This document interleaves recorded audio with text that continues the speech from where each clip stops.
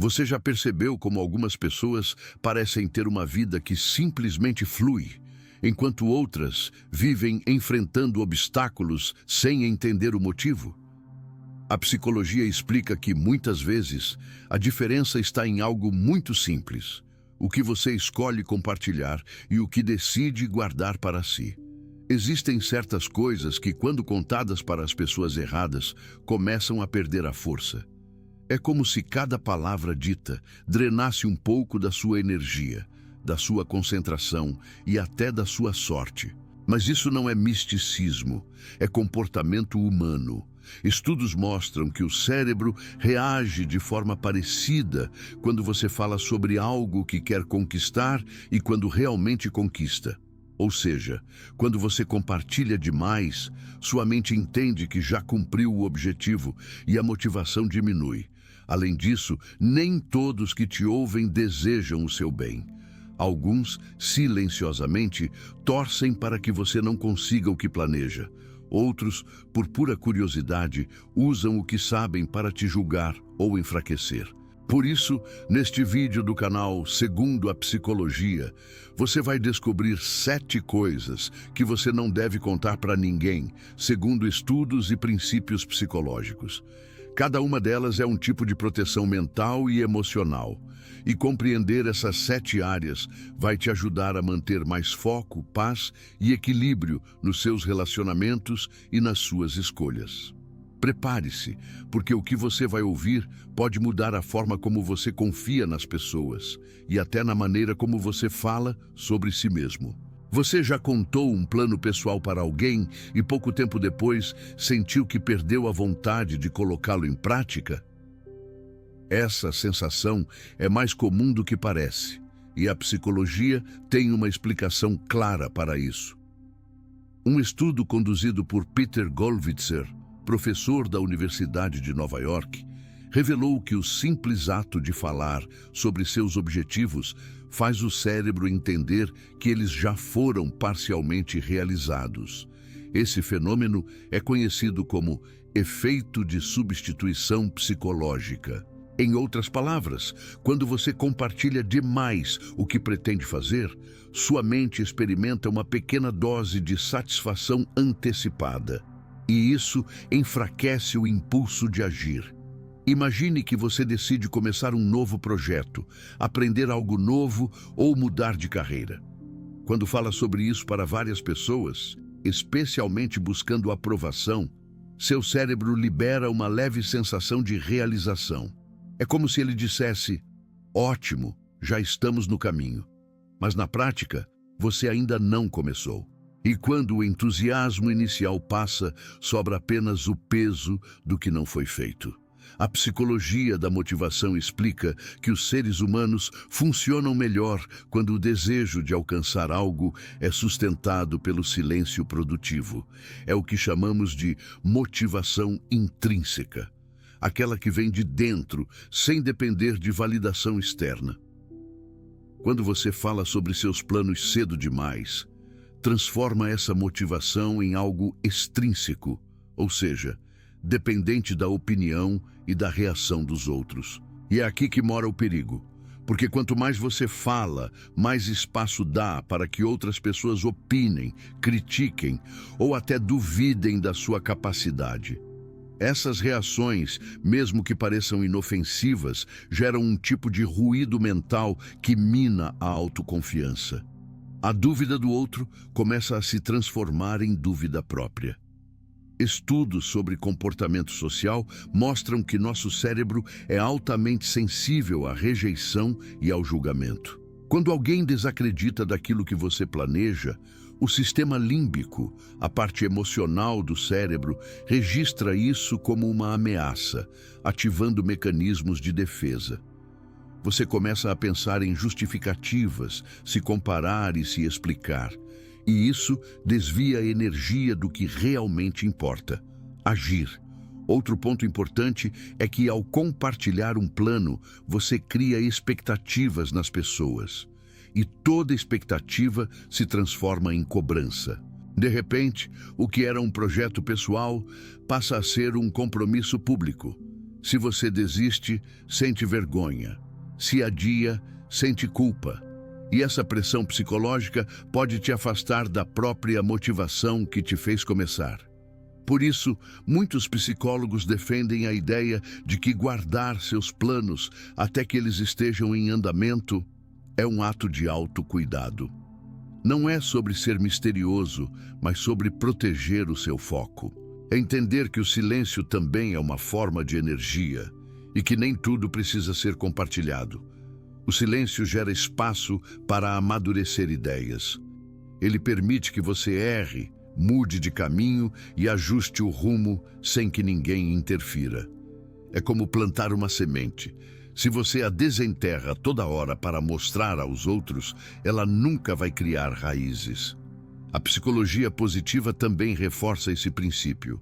Segundo o pesquisador Mihaly Csikszentmihalyi, o estado de flow, aquele momento de total imersão e concentração, só acontece quando a mente está livre de distrações externas.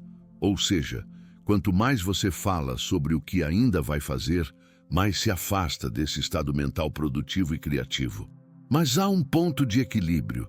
Não é que você precise guardar tudo em segredo absoluto. Compartilhar pode ser positivo, desde que seja com pessoas emocionalmente seguras, que realmente torcem pelo seu sucesso e sabem respeitar o seu processo.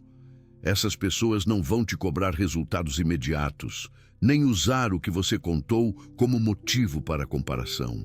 Portanto, o primeiro grande aprendizado é simples, mas poderoso. Fale menos, faça mais, deixe que os resultados falem por você. A psicologia ensina que a verdadeira confiança não está em anunciar o que você vai fazer, mas em se comprometer silenciosamente até que aconteça. E quando finalmente acontecer, você não vai precisar provar nada a ninguém. Seu esforço falará por si. Você já se abriu com alguém, contou algo doloroso e saiu da conversa se sentindo ainda pior? A psicologia mostra que isso acontece porque nem toda escuta é um espaço seguro. E uma das maiores causas de frustração emocional é escolher as pessoas erradas para dividir o que sentimos. Quando falamos das nossas dores mais profundas, estamos abrindo uma parte extremamente sensível da nossa identidade. Segundo a psicóloga e pesquisadora Brené Brown, especialista em vulnerabilidade e empatia, vulnerabilidade não é fraqueza, é coragem. Mas ela também alerta: abrir o coração para quem não conquistou esse direito é um ato de exposição perigosa. Isso significa que ser vulnerável é saudável, sim, mas apenas quando existe reciprocidade emocional. Ou seja, quando há empatia, respeito e acolhimento genuíno. Sem isso, a vulnerabilidade se transforma em uma ferida ainda maior. A mente humana precisa de expressão emocional, mas precisa também de proteção psicológica. Quando você compartilha suas dores com alguém que não entende, julga ou reage com indiferença, o cérebro interpreta isso como uma rejeição afetiva. Pesquisas de neurociência mostram que a dor emocional rejeitada ativa as mesmas áreas cerebrais da dor física. É por isso que, após uma conversa mal recebida, você sente um aperto no peito, um peso na cabeça ou até vontade de se isolar. Em vez de cura, você sente desgaste e, aos poucos, começa a se fechar mais, a confiar menos e a criar um escudo emocional. Isso se chama mecanismo de defesa relacional, uma forma inconsciente de evitar novas feridas. O problema é que, quando ele se instala, você também acaba se afastando das conexões que realmente poderiam te ajudar. É por isso que a psicologia fala tanto em intimidade seletiva, o ato consciente de escolher com quem compartilhar o que é íntimo. Nem todo amigo é um confidente. Nem toda pessoa gentil é emocionalmente madura. E nem todo ouvinte está preparado para lidar com a profundidade da sua dor. A psicóloga Harriet Lerner, autora de diversos livros sobre relacionamentos humanos, explica que muitas pessoas não querem entender a sua dor, apenas querem que você volte a ser funcional. Elas te escutam, mas com pressa, te aconselham, mas sem empatia. E isso gera uma falsa sensação de acolhimento que logo se transforma em solidão emocional. Por isso, há algo que a psicologia chama de limite emocional saudável. A capacidade de reconhecer quando é o momento de falar e quando é o momento de processar sozinho. Guardar certas dores por um tempo não é repressão, é maturidade. É dar a si mesmo o tempo de compreender o que sente antes de permitir que alguém mais toque nessa parte da sua história. Outro ponto importante é que algumas pessoas, mesmo sem maldade, têm o hábito de minimizar a dor alheia. Elas dizem frases como: "Ah, mas isso acontece com todo mundo", ou "Você precisa ser mais forte". Essas respostas, embora pareçam inofensivas, invalidam o seu sentimento. E a invalidação emocional é uma das experiências mais prejudiciais para a autoestima. Quando suas dores são invalidadas repetidamente, o cérebro associa expressar-se com ser ignorado. E com o tempo, você aprende a calar o que sente. Mas o silêncio emocional, nesse caso, não cura. Ele adoece. Por isso, o segredo está no equilíbrio. Nem o silêncio total, nem a exposição descontrolada. A psicologia das relações interpessoais ensina que a forma como você escolhe se abrir define o tipo de vínculo que você cria. Falar sobre suas dores mais profundas com quem não tem preparo emocional é como entregar uma peça frágil nas mãos de alguém distraído. A chance de se machucar é alta. Por outro lado, quando você aprende a escolher bem os ouvidos certos, aqueles que te ouvem sem julgar, que não competem, que não mudam de assunto, o simples ato de falar se transforma em cura. É por isso que a psicoterapia é tão poderosa. O ambiente é seguro, neutro e guiado pela empatia profissional. Lá, suas dores não são motivo de comparação, mas sim de compreensão. Em resumo, não é errado sentir nem falar. O erro está em quem escolhemos para ouvir. As suas dores mais profundas não são fraquezas para serem analisadas por curiosos. São partes da sua história e merecem respeito, tempo e cuidado. Então, antes de contar ao mundo o que te machuca, pergunte-se: essa pessoa tem maturidade para ouvir ou apenas curiosidade para saber? Essa simples pergunta pode te poupar de muitas feridas emocionais. Guardar certas dores, às vezes, é a melhor forma de se curar em silêncio, até que você encontre o lugar certo e a pessoa certa para falar. Você já percebeu como algumas pessoas fazem questão de contar tudo o que fazem de bom?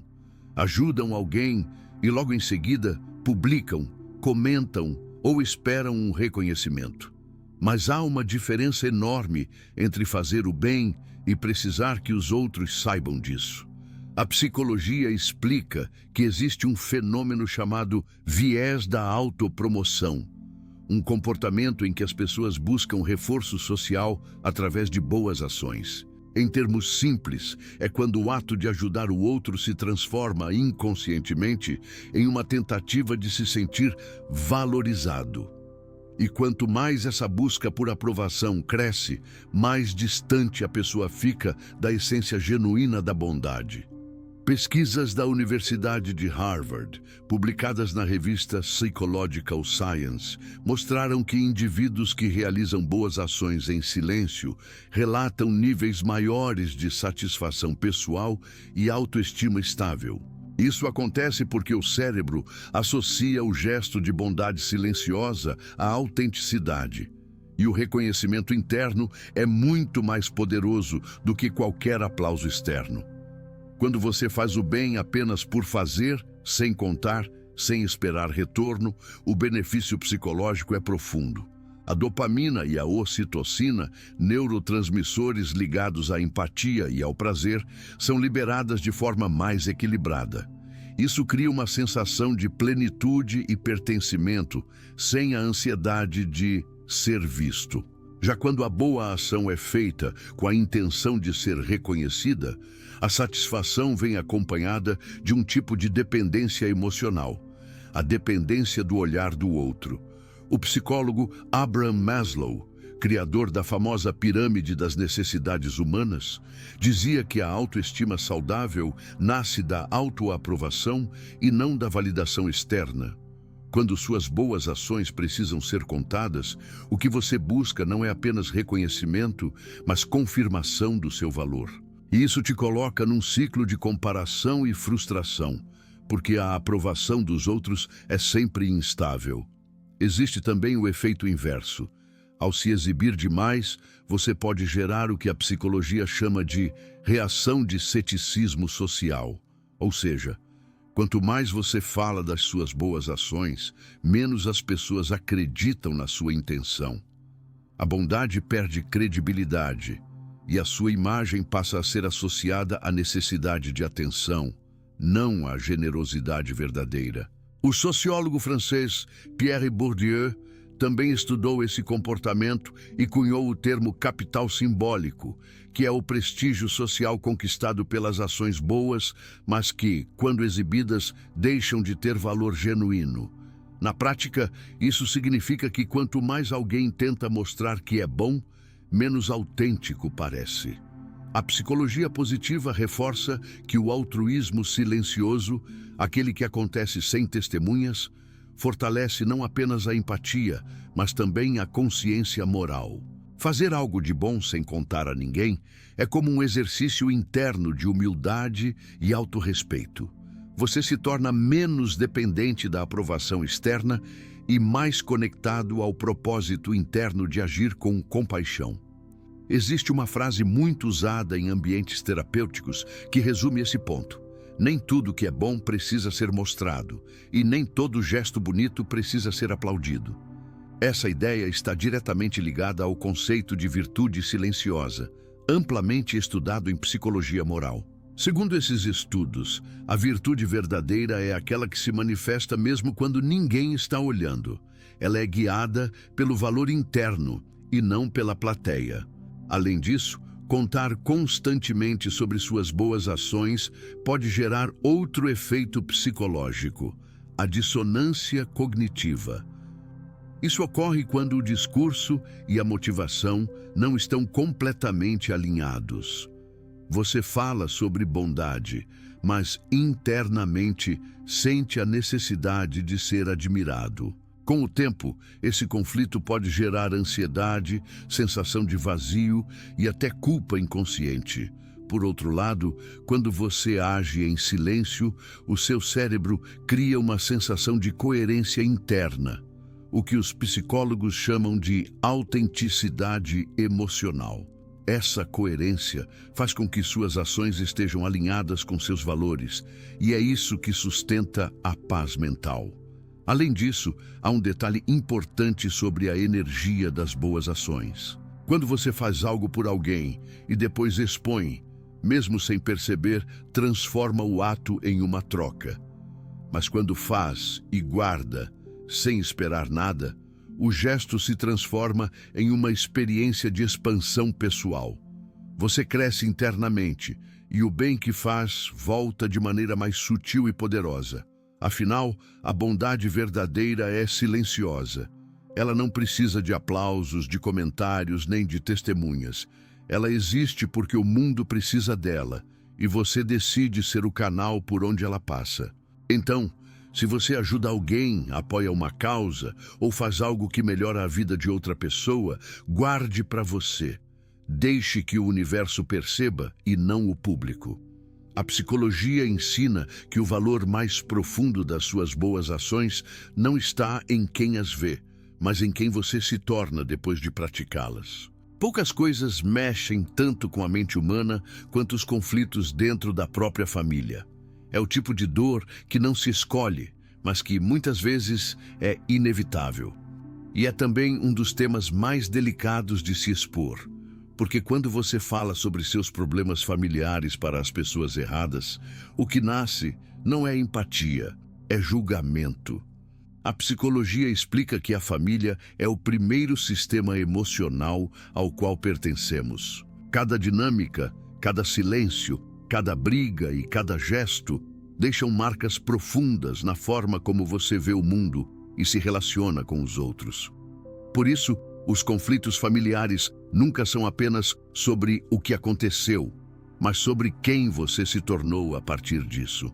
Quando você compartilha esses conflitos com pessoas de fora, é comum que elas interpretem de acordo com as próprias experiências, crenças e feridas. Elas escutam a sua história, mas filtram tudo pelo que viveram. E o resultado é um conselho distorcido, uma opinião precipitada ou até uma crítica velada. Isso é o que os psicólogos chamam de projeção emocional, quando o outro usa a sua história como espelho da própria. Por esse motivo, expor problemas familiares pode acabar piorando as tensões, não apenas dentro de casa, mas também dentro de você. Porque quanto mais pessoas sabem, mais opiniões surgem. E quanto mais opiniões, mais confusão mental e culpa se acumulam. A psicologia sistêmica, criada por teóricos como Murray Bowen, explica que a família funciona como um organismo emocional interligado. Cada membro influencia o outro, e qualquer interferência externa, inclusive conselhos de terceiros, pode desestabilizar o sistema ainda mais.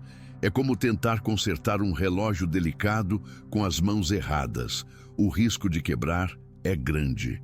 Outro conceito importante é o da lealdade familiar invisível, estudado pelo terapeuta Ivan Bozormeny Nagy. Segundo ele, mesmo quando há conflitos, existe dentro de nós uma lealdade silenciosa à nossa origem. Quando falamos mal de alguém da família para fora, essa lealdade é violada. E isso gera culpa inconsciente. Por isso, muitas pessoas sentem peso e arrependimento depois de desabafar com alguém de fora. É o inconsciente reagindo a uma quebra de vínculo simbólico. A exposição de problemas familiares também pode levar a algo chamado triangulação emocional. Esse termo, muito discutido na terapia familiar, descreve o momento em que uma terceira pessoa é envolvida num conflito que deveria ser resolvido entre duas. Por exemplo, quando você está magoado com um parente e busca outro para ficar do seu lado. Isso cria alianças, fofocas e disputas que, em vez de resolver, ampliam o problema. A triangulação destrói a comunicação direta e, com o tempo, o que era um desentendimento se transforma em uma muralha de ressentimento. A psicologia sugere um caminho diferente: processar internamente antes de compartilhar externamente. Isso significa refletir, respirar e entender o que você realmente sente antes de buscar alguém para conversar. E, se for necessário falar, que seja com alguém neutro, um terapeuta, um profissional ou alguém emocionalmente maduro e que não tenha laços com a situação. Lembre-se, quem está de fora enxerga pedaços da sua história, mas não o contexto inteiro. E cada família tem suas próprias regras invisíveis, suas feridas antigas e suas dinâmicas silenciosas. Expor isso para quem não vive dentro do sistema é como tentar explicar uma música a quem só escuta ruídos. Um estudo publicado na Journal of Family Psychology mostrou que pessoas que mantêm discrição sobre seus conflitos familiares têm níveis mais altos de estabilidade emocional e menor incidência de ansiedade social.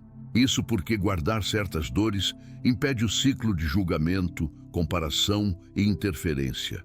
O silêncio, nesse caso, atua como um filtro protetor da mente. Mas é importante fazer uma distinção. Guardar não é reprimir. Reprimir significa negar a dor.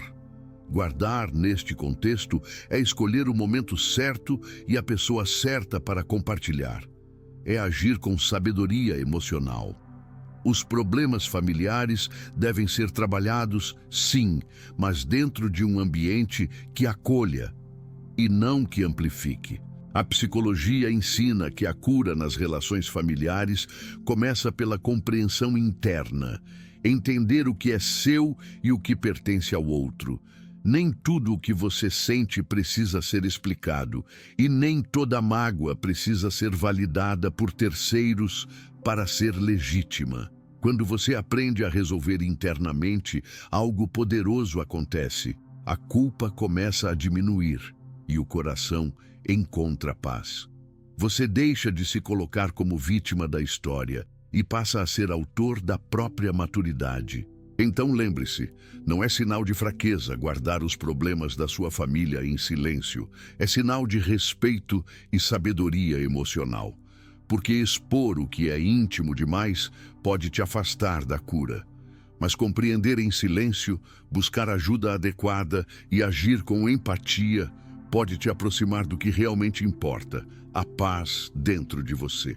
Entre todos os assuntos que geram desconforto, talvez o dinheiro seja o mais silenciosamente sensível. Poucos admitem, mas a forma como cada pessoa lida com a própria renda, dívidas e conquistas financeiras é um espelho direto da sua autoestima e estrutura emocional. E quando esse tema é compartilhado com as pessoas erradas, o que nasce não é apoio. É comparação, julgamento e, muitas vezes, inveja disfarçada de opinião. A psicologia explica que falar sobre dinheiro ativa um conjunto de emoções complexas. De acordo com estudos de Brad Klontz, psicólogo financeiro e professor da Creighton University, o dinheiro carrega crenças herdadas de gerações. São os chamados roteiros financeiros inconscientes. Ideias que moldam nosso comportamento econômico sem que a gente perceba. Por exemplo, quem cresceu ouvindo que dinheiro é sujo tende a sentir culpa ao prosperar. Quem cresceu em escassez, muitas vezes, busca aprovação social através do consumo. E quem viveu em abundância, mas sem afeto, pode usar o dinheiro como substituto de amor. Esses padrões são íntimos, profundos e vulneráveis. Por isso, quando você compartilha suas conquistas financeiras ou suas dificuldades com pessoas que não compreendem o seu contexto emocional, o risco é alto. O que começa como um desabafo pode se transformar em comparação tóxica ou competição silenciosa. A neurociência mostra que o cérebro humano é altamente sensível a comparações sociais. Segundo pesquisas publicadas na Nature Neuroscience, ao falar sobre ganhos e perdas, o cérebro ativa as mesmas regiões ligadas à dor física, especialmente quando a pessoa se sente inferior em relação ao outro. Por isso, quando alguém escuta que você ganhou mais, comprou algo novo ou subiu de cargo, essa informação é processada não apenas como dado, mas como ameaça à autoestima. E é aí que surgem os comentários sutis, o distanciamento repentino e até o prazer inconsciente em ver você tropeçar. Do outro lado, falar demais sobre dificuldades financeiras também pode ser perigoso. A psicologia das relações sociais explica que a vulnerabilidade só é saudável quando há segurança emocional no vínculo. Do contrário, o que você revela pode ser usado contra você, direta ou indiretamente. Muitas pessoas, por exemplo, usam a informação sobre sua renda ou seus problemas financeiros para medir seu valor, formar opiniões ou até espalhar julgamentos disfarçados de conselhos. A teoria da comparação social, desenvolvida por Leon Festinger, ajuda a entender esse comportamento. Ela diz que as pessoas constroem sua autoimagem comparando-se com os outros. E quando alguém sabe mais sobre sua vida financeira, ela inconscientemente se posiciona acima ou abaixo de você. Em ambos os casos, o equilíbrio emocional do vínculo se perde. É por isso que, segundo a psicologia, a discrição financeira é uma forma de inteligência emocional. Manter silêncio sobre o quanto você ganha, o que tem ou o que está devendo não é segredo, é proteção. O silêncio, nesse caso, não é medo, mas sabedoria. Um estudo publicado na Journal of Personality and Social Psychology mostrou que pessoas que evitam expor a própria situação financeira em redes sociais ou conversas cotidianas relatam níveis mais altos de satisfação pessoal e menor ansiedade social. Isso porque a mente se mantém livre das comparações externas e dos julgamentos disfarçados de empatia. Mas a psicologia também ensina que o problema não está em falar de dinheiro, e sim em com quem e por que você fala. Se o propósito é buscar orientação profissional, aprendizado ou terapia financeira, isso é maturidade emocional. Agora, se a motivação é provar algo, desabafar com quem não entende sua realidade ou buscar aprovação, o resultado tende a ser desgaste e frustração. Há um conceito na psicologia econômica chamado ansiedade de status, estudado por Alain de Botton. Ele explica que a exposição financeira, tanto de riqueza quanto de dificuldade, coloca as pessoas em um ciclo de comparação constante que sabota o bem-estar emocional. Você passa a medir o próprio valor não pela sua evolução, mas pela reação dos outros. E isso, com o tempo, destrói a autoestima silenciosamente. A solução está no equilíbrio, falar menos e agir mais. Cuidar da própria vida financeira em silêncio é uma forma de cuidar da própria paz mental. Não é isolamento, é foco. Porque quem fala demais sobre o que tem, dá espaço para a inveja. E quem fala demais sobre o que falta, abre espaço para a pena. Ambos os sentimentos são perigosos, porque distorcem a forma como o outro te enxerga e como você passa a enxergar a si mesmo. A psicologia positiva ensina que o dinheiro, quando administrado com consciência, é uma ferramenta de autonomia, não de comparação. Ele não mede caráter, inteligência ou valor humano. É apenas uma energia de troca. E quanto mais madura sua relação com ela, mais livre você se torna dos julgamentos externos. Então, da próxima vez que sentir vontade de contar sobre uma conquista financeira ou um problema de dinheiro, respire e reflita. Essa pessoa pode lidar emocionalmente com essa informação, ou ela vai usar o que eu digo para se comparar comigo. Nem todos merecem saber o quanto você ganha, o que conquistou ou o que perdeu. E não porque seja segredo, mas porque é íntimo. E aquilo que é íntimo não deve ser compartilhado em qualquer lugar. No fim, guardar sua vida financeira em silêncio é um ato de maturidade emocional, porque prosperar em paz é bem mais valioso do que impressionar os outros com números. E como ensina a psicologia, o verdadeiro equilíbrio financeiro começa dentro, no silêncio de quem não precisa provar nada a ninguém. Você já contou um plano com empolgação e logo depois sentiu que a energia simplesmente desapareceu? É como se, ao falar, algo se dissipasse.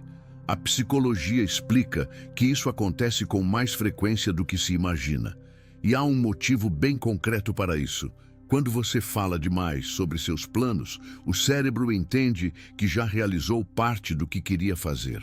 Essa descoberta vem de estudos de Peter Gollwitzer, psicólogo da Universidade de Nova York, que investigou o chamado efeito de intenção declarada.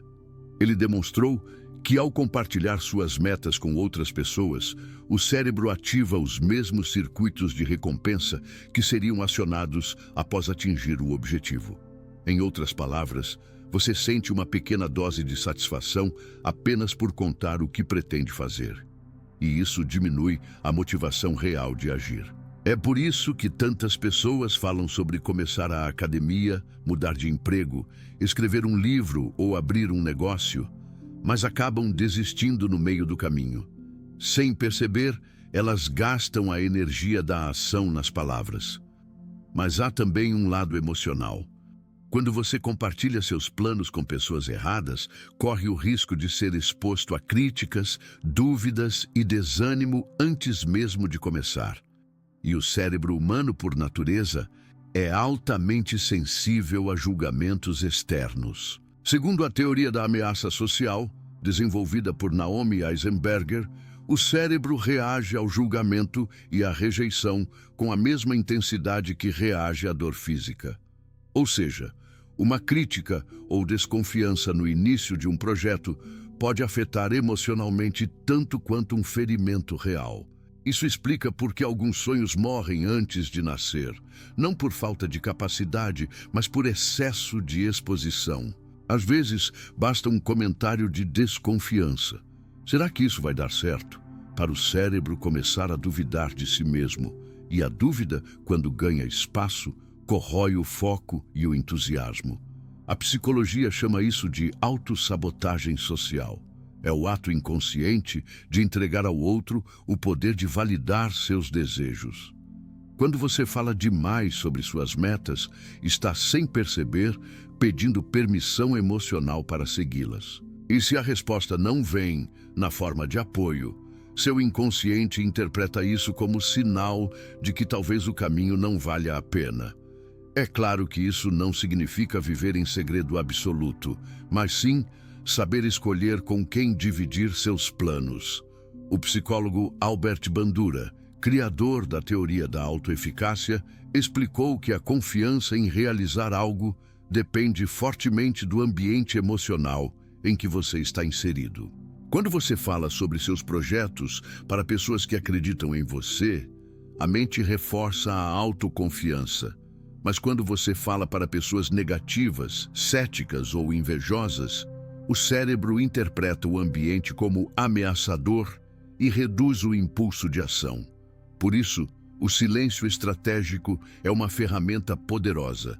Não é esconder, é proteger. Guardar seus planos é como deixar uma semente germinar antes de expô-la ao sol. Ela precisa criar raízes primeiro. E só depois que estiver forte o suficiente, você mostra o que está crescendo. A psicologia motivacional também mostra que o cérebro trabalha melhor quando o foco está na ação, não na aprovação. Cada vez que você fala sobre um plano, você o coloca no campo da expectativa externa, e isso gera pressão. Quando o resultado demora, vem o medo de parecer fracassado e o medo paralisa. Em um experimento conduzido pela American Psychological Association, pessoas que mantiveram seus objetivos em sigilo mostraram maior taxa de conclusão do que aquelas que divulgaram seus planos para amigos ou familiares. O motivo? Elas não precisavam lidar com a ansiedade social de prestar contas. Elas agiam por convicção e não por validação. Outro aspecto importante é que falar sobre metas pode ativar a ansiedade antecipatória. Um estado em que a mente se preocupa com o resultado antes mesmo de começar o processo. Isso consome energia cognitiva, diminui o foco e aumenta a chance de desistência. E há ainda um componente energético, do ponto de vista emocional. Cada vez que você compartilha um plano, abre uma porta para interferências. Nem toda opinião é maldosa, mas toda opinião influencia. Algumas pessoas projetam seus próprios medos em você. Outras, mesmo querendo o seu bem, tentam te proteger do risco e acabam te afastando do que você realmente quer fazer. A psicologia chama isso de projeção emocional, quando o outro vê em você o reflexo dos medos que ele próprio carrega. Por isso, quando alguém diz, acho arriscado demais, pode não estar falando sobre o seu plano, mas sobre as próprias inseguranças. E se você absorve essas palavras, elas se tornam suas. Por isso, o conselho da psicologia é claro: fale menos, haja mais. Trabalhe em silêncio, construa em silêncio, mude em silêncio. E quando estiver pronto, deixe que os resultados falem por você. Eles serão sua resposta mais forte, mais sincera e mais respeitada. Como diz o psicólogo Viktor Frankl, o que é profundamente pessoal deve ser protegido do olhar superficial dos outros. E seus planos são exatamente isso, expressões íntimas do que você acredita e deseja ser. Não deixe que a energia do julgamento destrua o que a esperança começou a construir. Então, Da próxima vez que sentir vontade de contar o que vai fazer, respire e pense: estou compartilhando por motivação ou por necessidade de aprovação? Se for pela segunda opção, talvez o silêncio seja o caminho mais inteligente. Lembre-se, sonhos não precisam de plateia, precisam de consistência. E quem guarda seus planos com sabedoria não é misterioso, é estratégico. Porque, segundo a psicologia, as coisas mais poderosas que você pode fazer na vida são aquelas que você faz em silêncio. Você já se sentiu vulnerável ao compartilhar suas fraquezas com alguém e, em vez de acolhimento, recebeu julgamento ou indiferença? A psicologia mostra que isso é mais comum do que se imagina. E uma das razões pelas quais você deve ser cuidadoso ao revelar seus limites é que nem todos têm maturidade emocional para lidar com a vulnerabilidade alheia. Nossos limites e fraquezas são partes fundamentais da nossa identidade. Eles mostram onde somos humanos, onde sentimos dor e onde precisamos crescer. Mas expô-los sem critério é abrir portas para a exploração emocional. Estudos de Brené Brown, referência mundial em vulnerabilidade, indicam que a forma como você compartilha suas fraquezas determina o tipo de resposta que receberá. Se for com alguém empático, o resultado é acolhimento e apoio. Se for com alguém crítico ou invejoso, o resultado pode ser julgamento, distorção da sua imagem e até manipulação emocional. Do ponto de vista neuropsicológico, a amígdala, responsável pelas respostas emocionais, reage fortemente à exposição de fragilidades. Quando você revela suas fraquezas a pessoas que não são confiáveis, seu cérebro registra essa experiência como ameaça, desencadeando estresse e ansiedade. É como se a confiança depositada fosse usada contra você, consciente ou inconscientemente. Além disso, falar sobre limites pessoais pode gerar um efeito de comparação negativa. A psicologia social demonstra que quando expomos nossas dificuldades para pessoas que se sentem mais fortes ou capazes, elas podem internalizar a sua vulnerabilidade como uma oportunidade de superioridade. Isso pode levar à diminuição da autoestima e à sensação de incompetência, mesmo que você seja plenamente capaz. Outro ponto importante é a chamada regra do círculo seguro.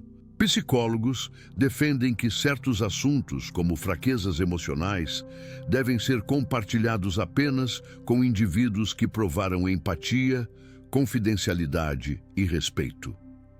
Abrir-se indiscriminadamente cria riscos de triangulação emocional, fofocas ou mal-entendidos que aumentam a sensação de vulnerabilidade em vez de proporcionar apoio. Muitos estudos indicam que pessoas que expõem suas fraquezas sem critério tendem a desenvolver ansiedade social e desconfiança. Isso não significa que o silêncio seja repressão, mas sim proteção estratégica. Saber guardar certas informações sobre seus limites é uma forma de preservar a energia emocional e de manter o foco no crescimento pessoal. Existe ainda o aspecto da autoimagem e reputação. Revelar fraquezas em ambientes sociais ou profissionais sem critérios claros pode impactar a forma como os outros percebem suas capacidades. Mesmo sendo injusto, o cérebro humano tende a associar vulnerabilidade à fragilidade, principalmente em contextos competitivos. Por isso, manter suas limitações em sigilo é muitas vezes um ato de inteligência emocional e de planejamento estratégico. A psicologia positiva reforça que autoconhecimento é diferente de exposição. Você pode compreender profundamente suas limitações e trabalhar nelas, sem precisar tornar público cada detalhe. O silêncio em relação às fraquezas permite que você enfrente desafios no seu próprio ritmo, sem interferência ou pressão externa. Além disso, expor fragilidades pode criar dependência emocional em quem escuta. Quando você compartilha muito, as pessoas podem se sentir responsáveis pelo seu bem-estar, o que gera relações desequilibradas. Isso não é empatia genuína, mas um tipo de vínculo baseado em obrigação ou culpa. E laços assim podem se tornar tóxicos com o tempo, minando a sua confiança e autonomia. Outro conceito relevante é o da autoproteção relacional. A psicologia ensina que guardar limites e fraquezas é uma forma de manter a autonomia emocional. Quando você estabelece que certas informações são privadas, você controla a energia que investe nos relacionamentos, evitando desgaste desnecessário. A ciência mostra também que a resiliência emocional se fortalece no silêncio. Ao lidar com limites internamente antes de compartilhar, você aprende a entender seus gatilhos, desenvolver estratégias de enfrentamento e construir força interna. Compartilhar antes de estar pronto emocionalmente pode atrapalhar esse processo, porque cria dependência de validação externa ou reforço social. Portanto, revelar fraquezas deve ser uma escolha consciente, não um impulso momentâneo. O segredo está em proteger a sua energia emocional e escolher com quem dividir o que é íntimo e delicado. Nem todo amigo, colega ou familiar está preparado para lidar com suas vulnerabilidades. E isso não diz respeito à sua força ou valor, mas à maturidade emocional de quem escuta. Em resumo, guardar seus limites e fraquezas é uma forma de autopreservação e inteligência emocional. Isso permite que você cresça no seu próprio ritmo, mantenha relações equilibradas e fortaleça a autoestima sem depender da opinião alheia. Porque, como ensina a psicologia, a força verdadeira não é a ausência de fraqueza, mas a capacidade de reconhecer, respeitar e proteger o que é seu. Então, antes de contar suas limitações a alguém, pergunte-se: essa pessoa tem empatia suficiente para ouvir sem julgamento? Ela vai usar minhas fraquezas para me ajudar ou para me comparar? Proteger seus limites não é egoísmo, é sabedoria. E aqueles que entendem isso silenciosamente desenvolvem força emocional e relacionamentos mais saudáveis, confiáveis e duradouros. E aqui chegamos ao final do nosso vídeo. Hoje você descobriu as 7 coisas que não deve contar para ninguém. E viu como a psicologia explica que falar demais sobre certos aspectos da sua vida pode, muitas vezes, afetar sua motivação, sua autoestima e até seus relacionamentos. Aprendemos que guardar seus planos futuros mantém sua energia direcionada à ação. Que suas dores emocionais profundas precisam ser compartilhadas com cuidado, em ambientes seguros. Que boas ações são mais poderosas quando feitas em silêncio. E que problemas familiares, situação financeira, metas pessoais e fraquezas merecem proteção e discernimento para evitar julgamentos, comparações ou desgaste emocional. O ponto central é simples, mas profundo. O silêncio estratégico não é fraqueza, é inteligência emocional. É proteger sua energia, preservar sua paz e permitir que você cresça com autonomia e segurança. Então, agora queremos saber de você. Qual dessas 7 coisas você percebeu que precisa guardar mais em silêncio na sua vida? Ou talvez exista alguma experiência em que compartilhar algo trouxe mais prejuízo do que benefício? Deixe nos comentários, porque queremos conhecer a sua opinião e suas vivências. E se você gostou desse vídeo, não se esqueça de deixar seu like, compartilhar com alguém que precisa ouvir isso e se inscrever no canal Segundo a Psicologia para não perder os próximos conteúdos baseados em estudos científicos e fatos reais sobre comportamento humano. Lembre-se, proteger o que é íntimo, agir com consciência e escolher cuidadosamente a quem confiar são passos fundamentais para uma vida emocionalmente equilibrada. O silêncio, quando bem usado, pode ser mais poderoso do que qualquer palavra.